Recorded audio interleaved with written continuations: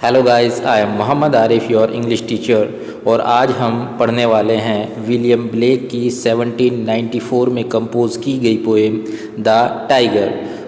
सबसे पहले इसके टाइटल की बात कर लेते हैं। The tiger, actually the spelling of the word tiger is different. It is TYGER in place of TIGER।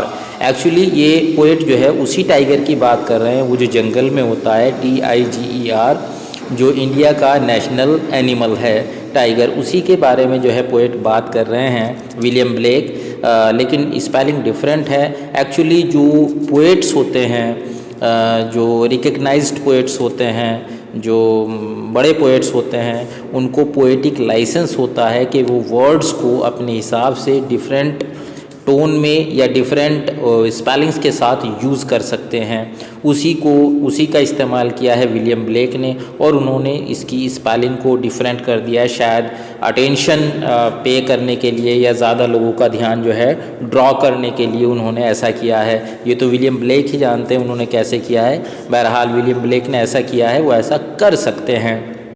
First of all, quoted words by Saint Francis of Assisi have been given.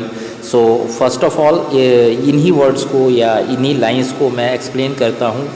Not to hurt our humble brethren, the animals, is our first duty to them, but to stop there is not enough.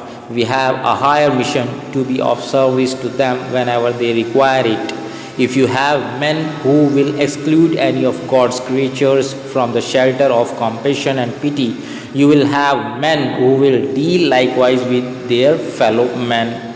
यहाँ पे Saint Francis of Assisi कह रहे हैं, उन्होंने animals जो हैं, इस धरती के ऊपर जो मौजूद एनिमल्स हैं, उनको ब्रेदरन कहा है। यानी इंसानों को एड्रेस करके कह रहे हैं कि ये जो ब्रेदरन है, ये जो हमारे भाई हैं, ब्रदर्स हैं, एनिमल्स हैं, इनको हमें नुकसान नहीं पहुंचाना चाहिए। इनको नुकसान ना पहुंचाना हमारा सबसे पहला फ़र्ज़, सबसे पहली ड्यूटी है। But to stop there is not enough, लेकिन केवल ऐसा करना ही काफ़ी नहीं है कि हम उनको नुकसान ना पहुंचाएं। We have a higher mission, हमारा जो उद्देश्य है वो इससे बहुत बड़ा है। To be of service to them whenever they require it, बल्कि जब भी उन्हें हमारी सेवाओं की आवश्यकता पड़े हमें उनकी सेवा करनी चाहिए।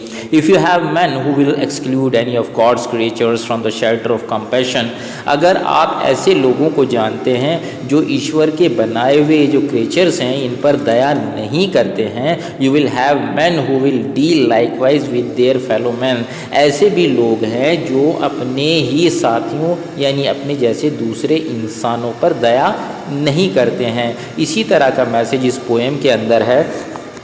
एक्चुअली जो पोएम है वो एक बड़े क्वेश्चन को जो है राइज़ करती है। एक बड़ा क्वेश्चन ये निकल के पोएट की तरफ से हमारे सामने आता है कि ईश्वर जो यहाँ पे एक्चुअली टाइगर भी सिंबॉलिक है, symbol as a symbol tiger को लिया गया है। ऐसे लोग जो बुरे होते हैं और दूसरों को नुकसान पहुँचाते हैं, तो उनके सिंबल के रूप में जो है टाइगर को लिया गया है। और ये सवाल खड़ा किया गया है कि वो ईश्वर जो सबका पालनहार है, जो सबको बनाने वाला है, वो जहाँ इतनी अच्छाई का प्रतीक है, वो टाइगर जैसे लोगों को या टाइगर को कैसे बना सकता है। और इसका जवाब भी देने की कोशिश की है उन्होंने, और इसी सवाल को वो शुरू से लेके आखिर तक उठाते रहे हैं। Before the explanation of this poem we would like to discuss the words, difficult words those have been used in this poem. And the first word is immortal. यहाँ पे इमोर्टल वर्ड का यूज़ किया गया है जिसका meaning होता है a being that does not die, एक ऐसा जीवित प्राणी जो कभी मरता नहीं है। Everything is mortal in this world, सब इसमें मरने वाले हैं, लेकिन अमर जो होता है, जो कभी नहीं मरता, उसके लिए यहाँ पे यूज़ किया गया है। इमोर्टल ईश्वर ही होता है, गॉड ही होता है, और कोई नहीं होता। Next word is frame.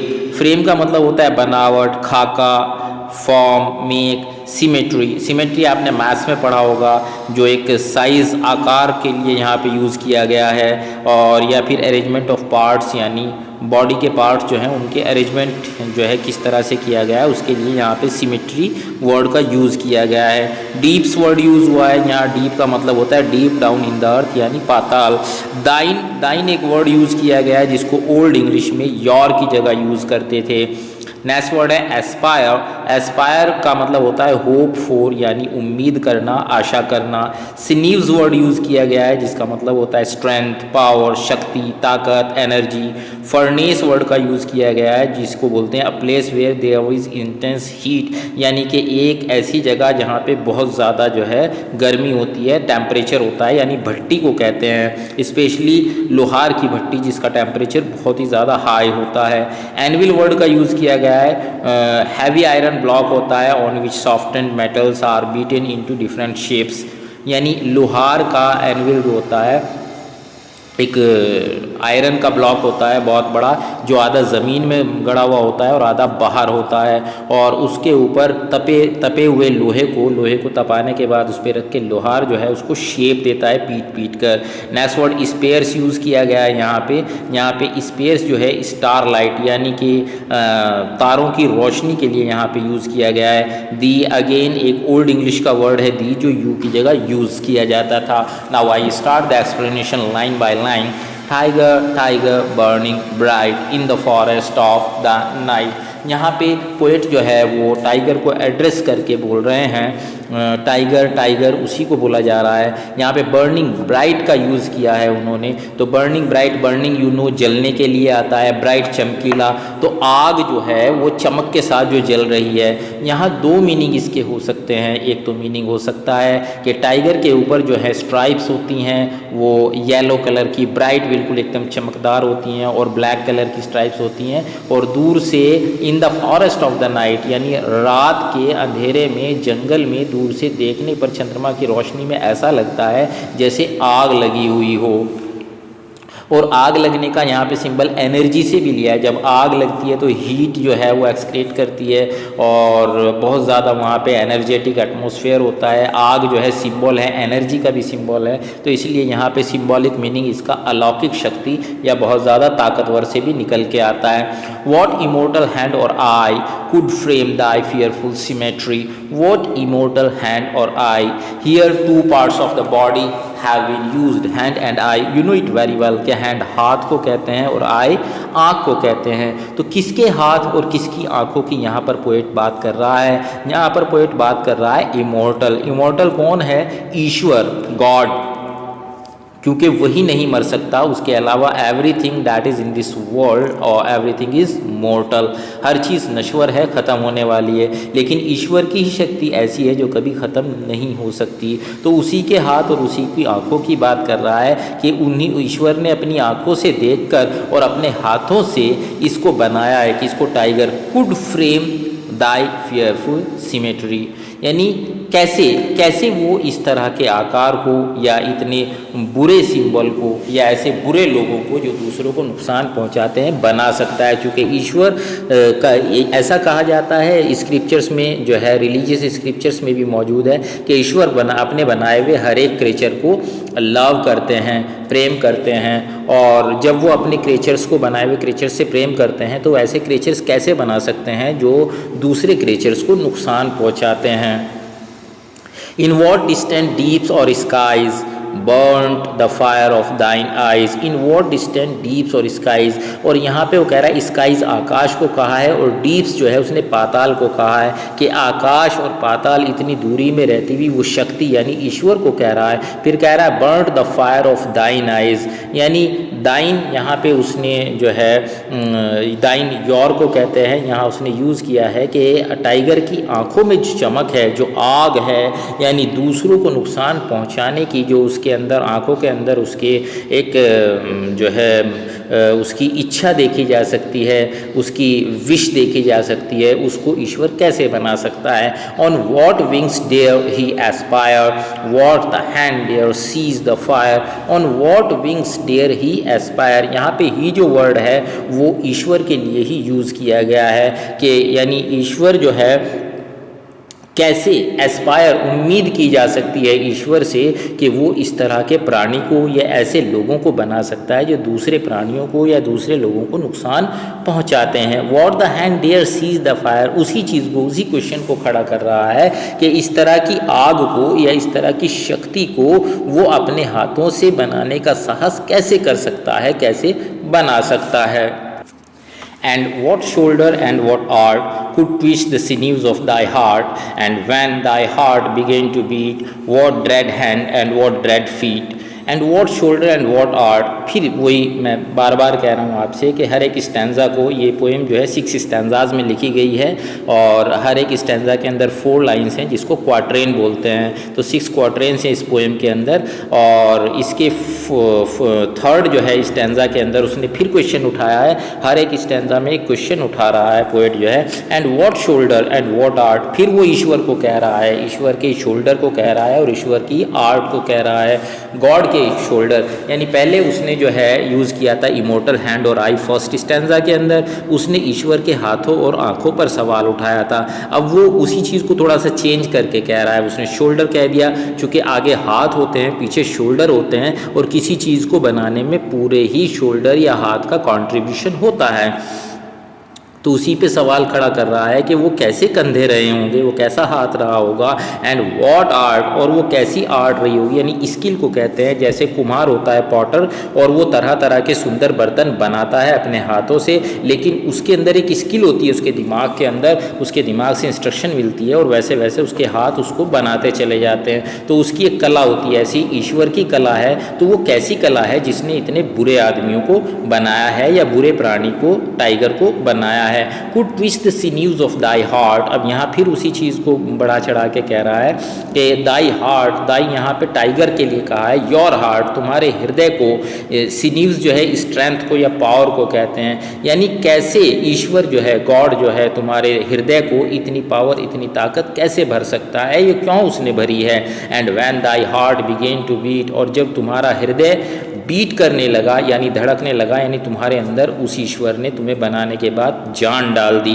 What dread hand and what dread feet, उसके हाथ कितने डरावने और उसके पैर कितने डरावने रहे होंगे। किसके हाथ और किसके पैर गाइज, यहाँ पे हाथ और पैर ईश्वर के, ईश्वर के हाथ और ईश्वर के पैर। चूँकि उसने डरावनी चीज़ बनाई है तो उसके हाथ भी डरावने ही रहे होंगे। Next stanza guys, what the hammer, what the chain, in what furnace was thy brain, what the anvil, what dread grasp, dare its deadly terrors clasp. In this stanza the poet has compared God as blacksmith. यहाँ पे एक छोटा सा hidden metaphor हमें मिलता है कि उसने ईश्वर को यानी गॉड को ब्लैक स्मिथ कह दिया है पोएट ने। जिस तरह से ब्लैक स्मिथ जो है वो लोहे को गर्म करके और हथौड़ों से पीट पीट कर उसको शेप देता है, इसी तरह से यहाँ पे पोएट ने गॉड को कहा है। व्हाट द हैमर, वो कैसा हथौड़ा है। व्हाट द चेन, वो कैसी चेन है, जंजीर है। In what furnace was thy brain, और वो कौन सी भट्टी है, फर्नेस भट्टी को कहते हैं जिसमें आग जलती रहती है। वॉज दाई ब्रेन, यानी तुम्हारे दिमाग को जिसमें बनाया गया होगा। What the anvil, what dread grasp, यानी वो कौन सी anvil. In the beginning I told you what is an anvil. Anvil क्या होता है, एक आयरन का ब्लॉक होता है ब्लैक स्मिथ का, जिसे आधा ज़मीन में गाड़ के रखा जाता है, आधा बाहर रहता है, और लोहे को गर्म करके उसके ऊपर रखे हथौड़े से पीट पीट कर उसको शेप दी जाती है। तो वो कैसी एनविल थी। वॉट ड्रेड ग्रास, और वो कैसी मुट्ठी थी जिसमें हथौड़े को पकड़ा हुआ था, ईश्वर की मुट्ठी। Dare its deadly terrors clasp, जिसने जो है इस जानवर को शेप दी है और इसके खतरनाक खूनी पंजों को बनाया है जिससे दूसरे जानवरों को फाड़कर खा जाता है। The second last stanza is there and it is, when the stars threw down their spears and watered heaven with their tears, did he smile his work to see, did he who made the lamb make thee. When the stars threw down their spears, यानी यहाँ पे poet ये कह रहा है कि जब आप उस क्रेचर के अंदर यानी टाइगर के अंदर जान डाल चुके और वो इस धरती पर आ गया, तो stars threw down their spears, यानी स्टार्स जो हैं, तारे जो हैं, because sun is also a star, दिन में हो सूरज की रोशनी में हो या रात को तारों की रोशनी में हो, जब भी इनकी रोशनी इस पर पड़ी होगी अपनी लाइट, स्पेयर्स स्टार लाइट, तारों की रोशनी इस क्रेचर पे, इस प्राणी के ऊपर पड़ी होगी, तो इसे देखकर and watered heaven with their tears, यानी हेवन भी, स्वर्ग भी शॉक्ड हो गया होगा, हैरान हो गया होगा, और उसने जो है आंसुओं से रो दिया होगा, वो ये सोचकर कि वो ईश्वर, वो गॉड जो अच्छाई का प्रतीक है, जो प्योरिटी का प्रतीक है, गुडनेस का प्रतीक है और अच्छे और भले लोगों को बनाता है, उसने टाइगर जैसे प्राणी को या बुरे लोगों को क्यों बनाया है, किस लिए बनाया है। Did he smile his work to see. Now the question changes. Question ये है कि क्या ईश्वर द गॉड वो अपने बनाए हुए ऐसे प्राणी को देखकर मुस्कुराया होगा, खुश हुआ होगा, उसे इस तरह के आदमी को बनाने पे ज़रा सा भी दुख या पछतावा नहीं हुआ होगा। Did he who made the lamp make the, यानी वो यहाँ पे द लैम्प यूज़ किया गया है actually according to Christian mythology. Bible के अनुसार जीसस क्राइस्ट जो थे वो भेड़ों को चराया करते थे और वो खुद भी भेड़ के मेमने जैसे मासूम थे जो दूसरों की दीन दुखियों की सहायता करते थे और अच्छाई का प्रीचिंग करते थे, उपदेश देते थे।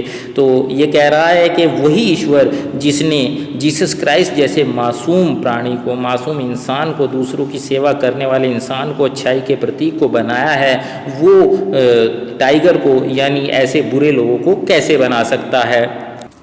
Here is the last stanza of this poem, tiger, tiger, burning bright. Actually, this is the repetition of first stanza, only with a slight change of a word, single word. Here he has used in the place of, in the last line, the first word in the first stanza that has been used as could, but here he has changed the word could and he has used dare.